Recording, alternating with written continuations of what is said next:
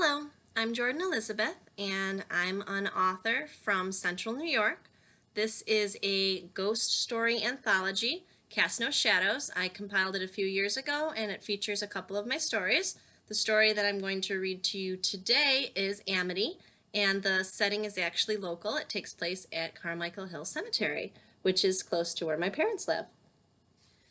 The title is Amity by Jordan Elizabeth.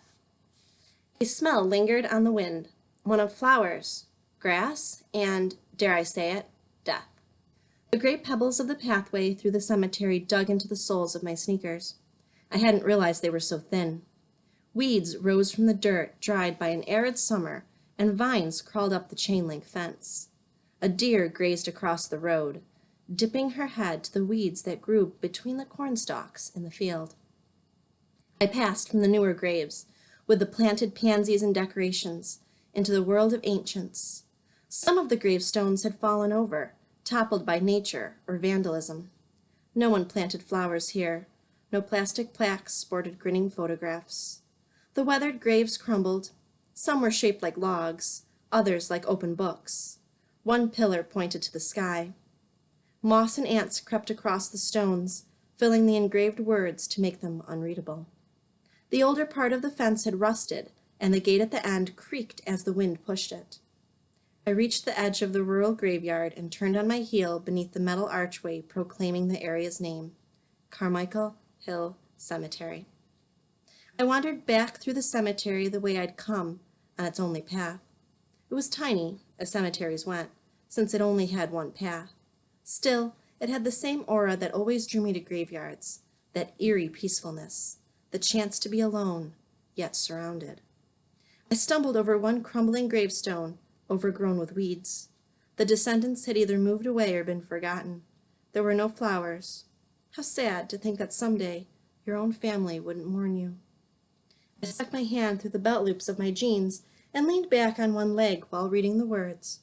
Amity Lansky, born 1891, died in 1920. I chewed my lower lip. She would have been 29 when she passed away.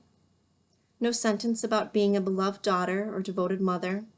No engraved weeping willow or a cryptic paragraph, as some of the graves sported. I crouched to trace the A of her first name with my bare fingertip. Amity.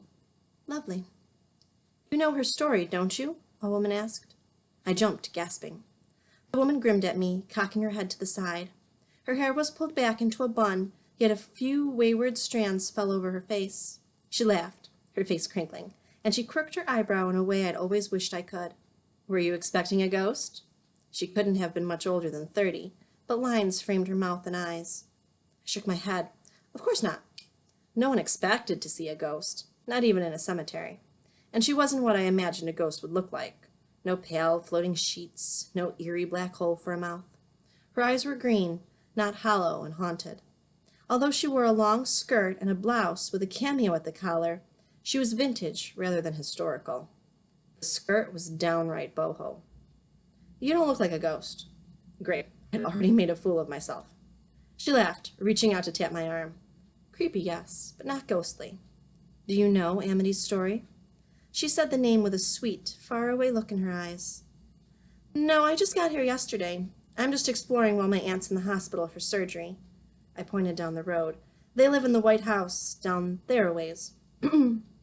Are you a Lansky relation? No, I'm Mary Meyer. I winced. Crap, I shouldn't have told a stranger my name.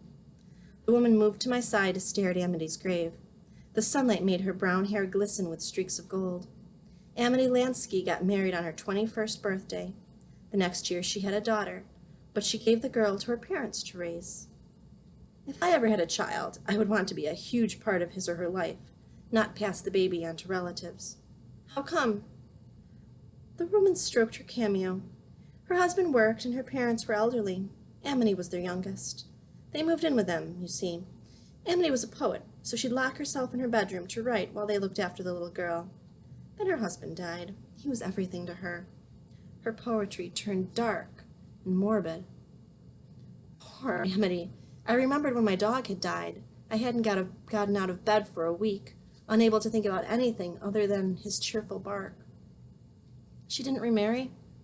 The woman sighed, closing her eyes. Her husband had a close friend, Robert Andrews, who came after her hand, but she refused him. She peered at me as though the name meant something. When I didn't respond, she sighed again, even deeper now. His descendants still run most of the town. I didn't live here. How would I know? I edged backwards. While a history lesson was cool, she seemed to be getting emotional. Amity died young.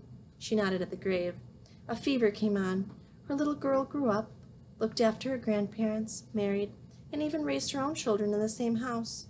Amity's descendants just moved. In fact, I believe your aunt bought that house from them. That's really cool? Coincidental, but cool. Her eyes widened, showing more of her whites. Do you know what's truly sad about poor Amity Lansky? I have no idea. The way she stared at me bordered on psychotic. Goosebumps rose on my arms. I was alone in a cemetery, in the middle of nowhere, with a potentially crazy woman, and no one knew where I'd gone. Would my cousin wonder where I was when he got home? I was supposed to be there watching him.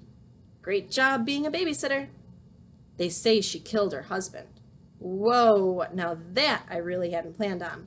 I backed away, sliding my hands into the pockets of my jeans. Enough of that story. The woman grabbed my arms, staring at me with gigantic eyes. Let go of me! My heartbeat sped up as I wrenched free and stumbled backward toward the cemetery gate. Everyone said she did. He fell down the stairs. They said she pushed him since they were alone at home. The woman's eyes misted. Will you do me a favor, sweetie? What? Yes. Anything to get away from you. She stepped back. Before Amity died, she said she'd written her poems in a diary. Could you find it, pet? I'm sure it's still in the attic. Third floorboard from the window. There's only one window in the attic still, isn't there? If I ran, would she chase me? Breath panted from my lungs as my heart beat faster. If she attacked, I could shove her away. I could kick and scream. Please look, won't you? I'll still be here when you come back. I'm always here. She did seem the type who spent her time wandering cemeteries. If she wondered why I ran from her without saying goodbye, she didn't call after me. The desperate madness in her eyes haunted my footsteps. Hiding stuff in floorboards only worked in movies and books. Still, I didn't lack for curiosity. And I'm going to stop there. If you're interested in reading more, you can find the short story in Cast No Shadows. Thank you and happy Halloween.